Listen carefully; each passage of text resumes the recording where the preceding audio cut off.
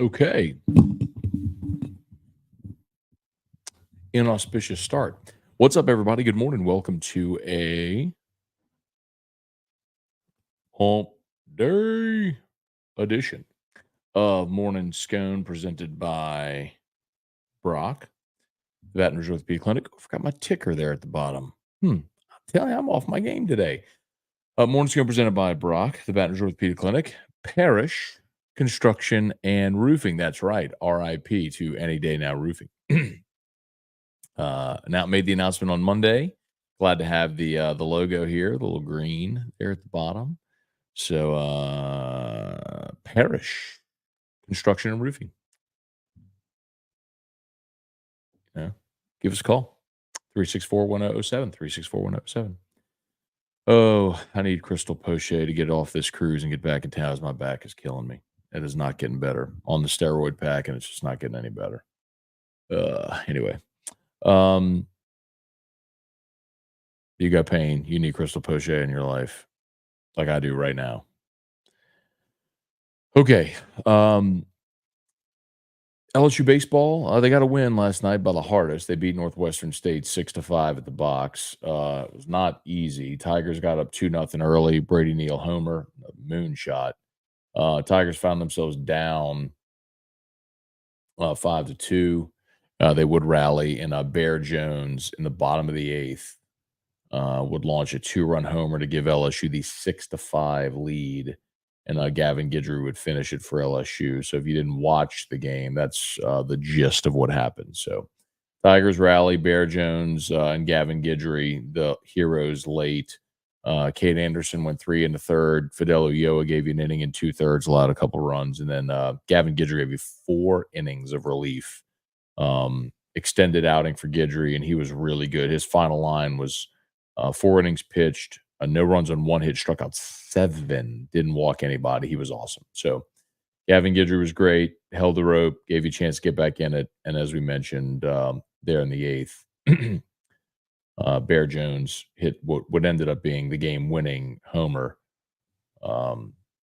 with after Milam had doubled. So Tigers win. You know, we could talk about what a midweek loss would have meant, but it's and I even heard Jay and his on his coach's show mention it. Look, let me put it this way: you won yesterday.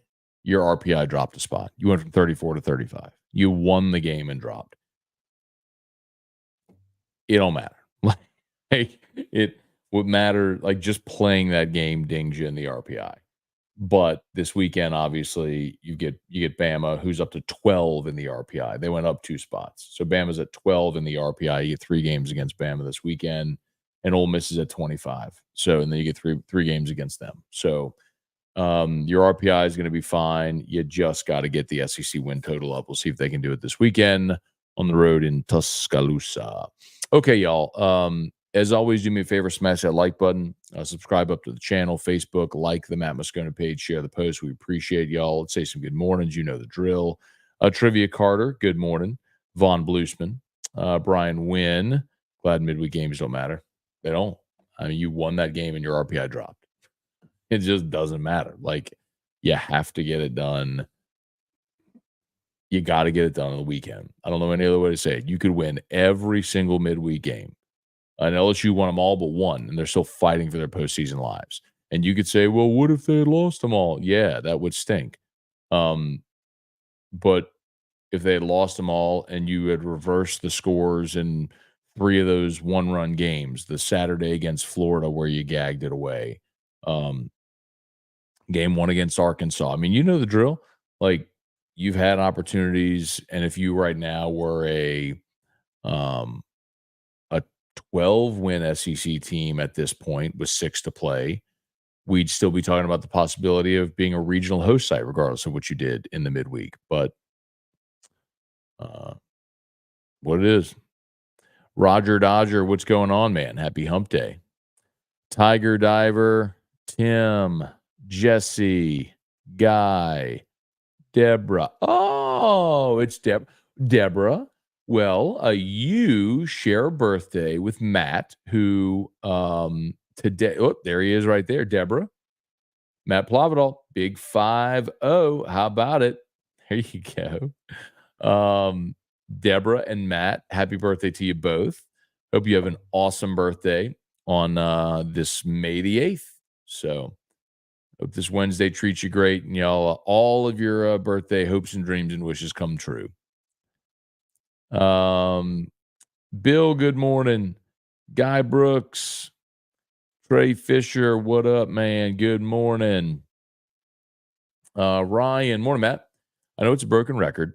Sucks hearing Brian Kelly weeks ago say we're in the market when you're definitely not in the market in the transfer portal for deters. I guess that's DTs. What do you mean by saying you're definitely not in the market? Because they were definitely in the market. I mean, they brought 3 of them to campus with Philip Bleedy from Indiana, Dominic Williams from TCU, and Simeon Barrow from Michigan State. I mean, they brought them to campus. They were definitely in the market, and they made very sizable. The collective made very sizable NIL offers. Um, I don't know what you mean by you're definitely not in the market. Maybe so. I did see that Jacques did an interview, and by the way, I think Cobble's interviewing Brian Kelly today. Guess he's doing his rounds. Um, and maybe what you're referring to this problem now that it hits me. Uh,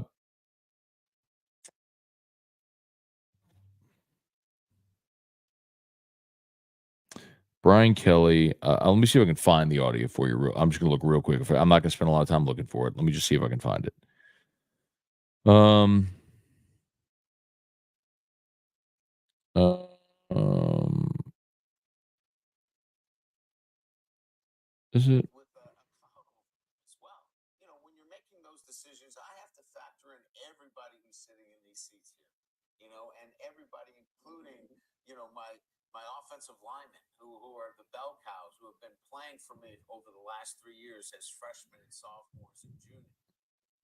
Hmm. Anyway, um, I think you know. Sorry, my back's killing me. I think what Brian Kelly was saying, he was not saying we're not in the portal or we're not doing NIL. But I think what he's referring to is someone like Dominic Williams. Because I've told you this. Dominic Williams wanted a 7-figure NIL deal. And so I think what BK is saying is, how do you justify handing this guy 7 figures when Will Campbell, for example, has been your bell cow, your left tackle, starting every game he's played the last 2 years, is going to be a first round pick. Like, how do you justify giving the new guy who hasn't done anything a 7-figure NIL deal when Will Campbell's not getting that? So, like, how do you give that guy more than you give Will Campbell? Is probably what he's saying, if I'm oversimplifying it, or Emery, right? And so that's why they didn't give him that.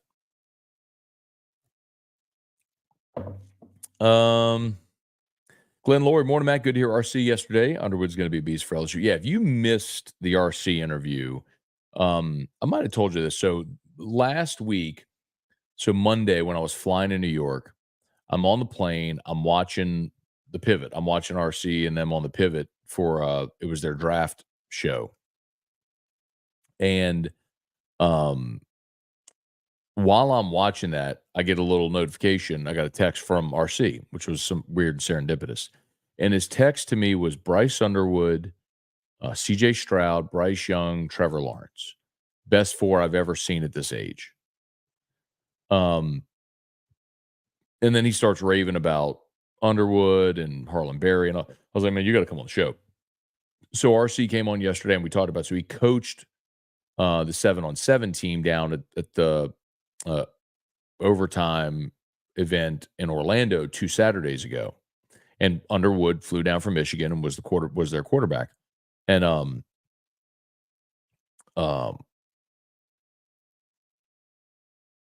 he raved about him. I would highly recommend, if you want to get really even more excited about Bryce Underwood, go listen to what RC had to say yesterday. Eli, let's see. Rasheed Rice being investigated for punching a cameraman Monday morning in a nightclub. He should be cut for even being at a nightclub after the past month he's had. Poor decision. Leon Williams, morning, Matt. Third baseman for Northwestern State is the best name. Rocco Gump. Let's see what Rocco Gump's final line was. What's up, Jason Horn? Good morning. Let's see what Rocco Gump's final line was last night. I'm interested.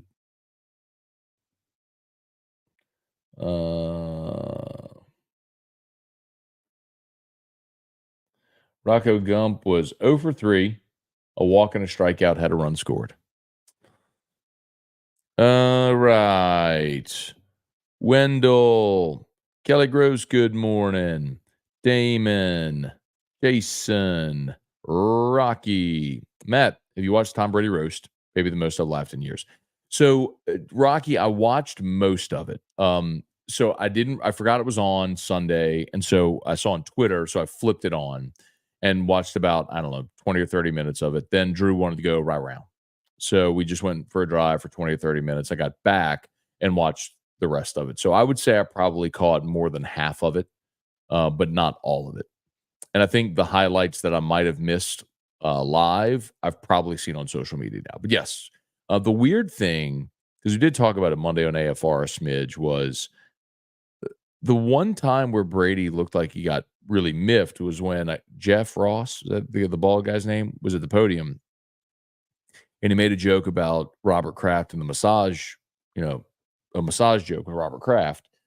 And Brady gets up and says, goes and whispered to him, but the mic calls don't say that expletive again. And I'm like, that's the thing that got you out of your seat? Like, you didn't know that someone was going to make a Robert Kraft massage joke? I mean, there was going to be Spygate and Deflategate, and there was going to be Aaron Hernandez. I mean, there were people making crude Aaron Hernandez jokes about suicide and murder, and Brady made a Aaron Hernandez joke and a 9/11 joke, and I'm like, the thing that got you out of your chair was a joke about a massage?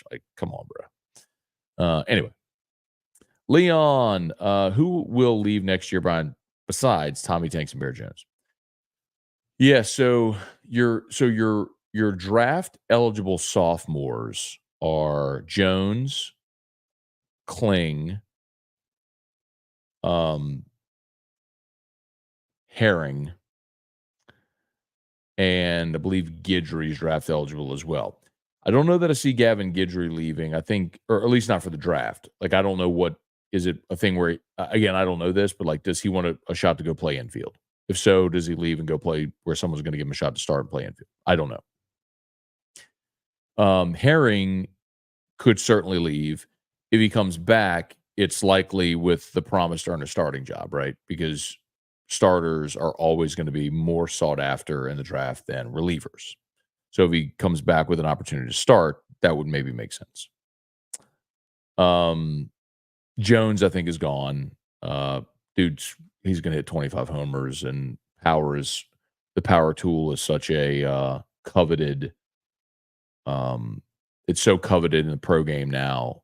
You have that kind of power. Did you see the home run he hit yesterday? I mean, he flicked his bat at a pitch low and away and hit into the power alley. It's just when you have stupid power like that, you're yeah, I don't think Jared Jones is back. Tommy White obviously is a junior. He'll be gone. Holman and Jump should both be gone. Jump, I think, is an interesting one because he took the redshirt year, so he could come back and still have leverage. But when you've already had Tommy John, do you want to continue pitching and risk it? I don't know, but that would be my guess. Holman, Jump, Braswell, obviously, who's out of eligibility. Although he may have does Braswell have? Hang on, is Braswell a junior? Braswell do 2 years at South Carolina.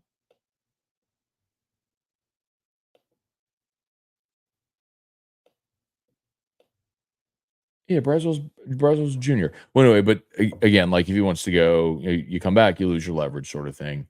Um, then you sweat some like Pearson, same thing. Junior, does he come back and lose his leverage? I don't know. So but the draft eligible sophomores, like, you're losing Tommy White. He'll be a either late first, early second round pick.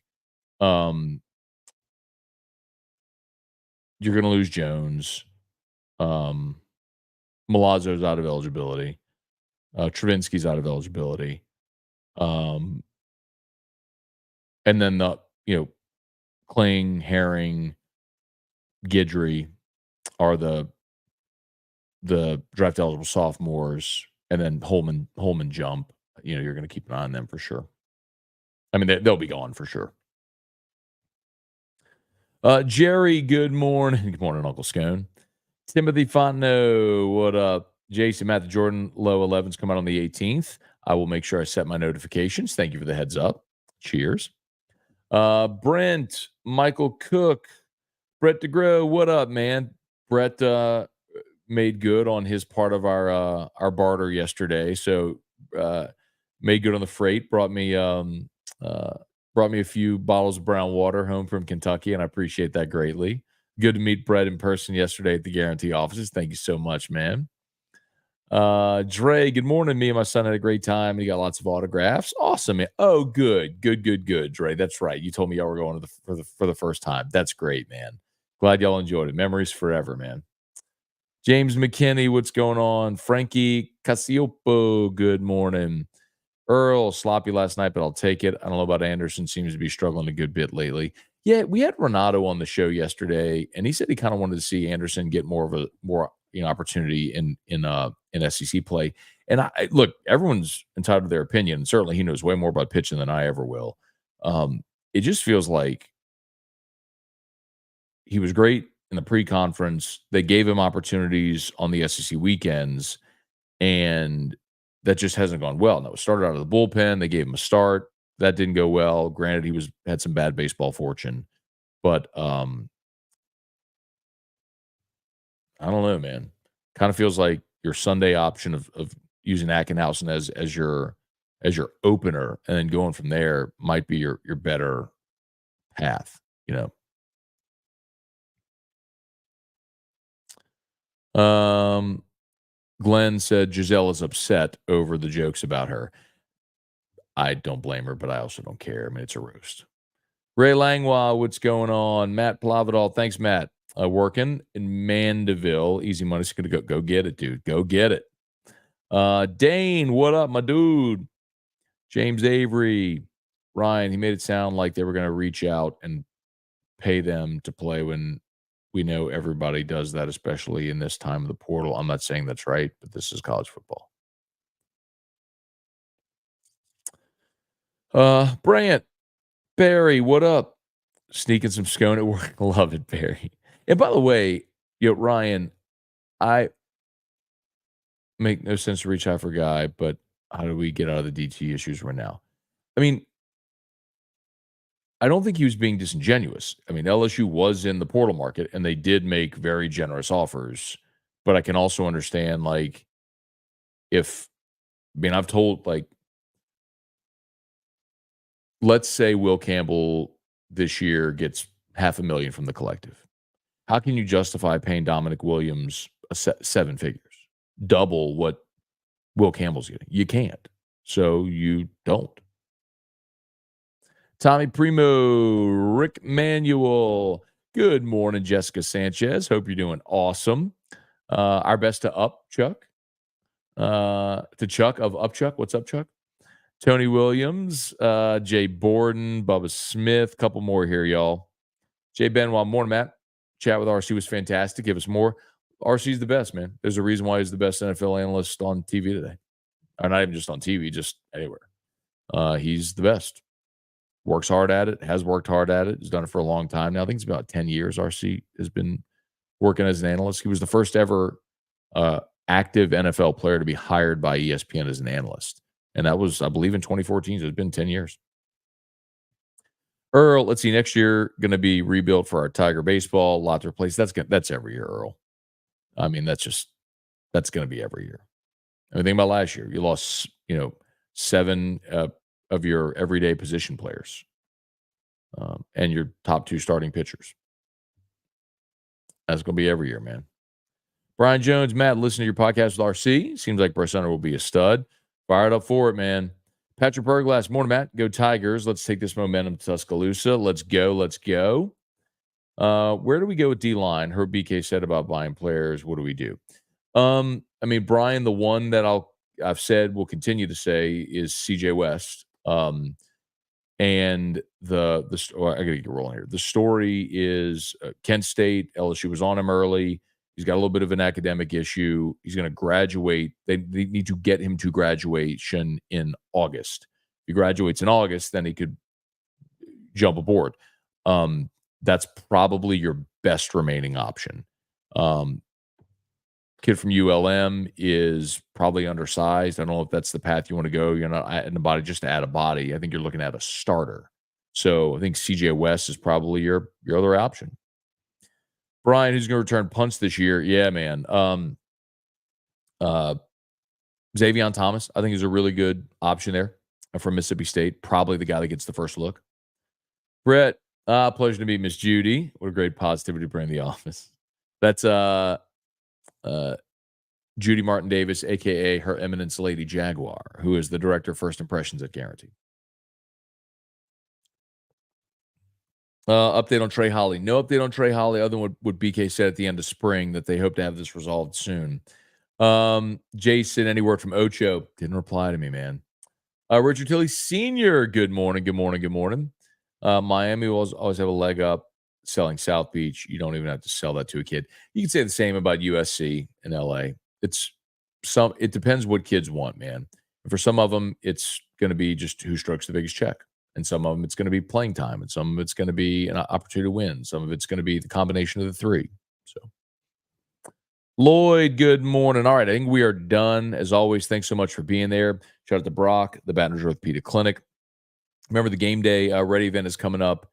A game day prep event is coming up this Saturday. I'll be there at Brock on Blue Bonnet from 10 to noon. Hope to see a lot of y'all there. Free physicals for athletes, grade school through high school. You're supposed to pre-register individually or for the whole team, but my guess is if you call and you get Dina over at Brock, probably squeeze you in. But anyway, okay. And of course, Parrish Construction and Roofing. Give us a shout. 364-1007. 364-1007. Okay. Gotta go. Y'all have an awesome day.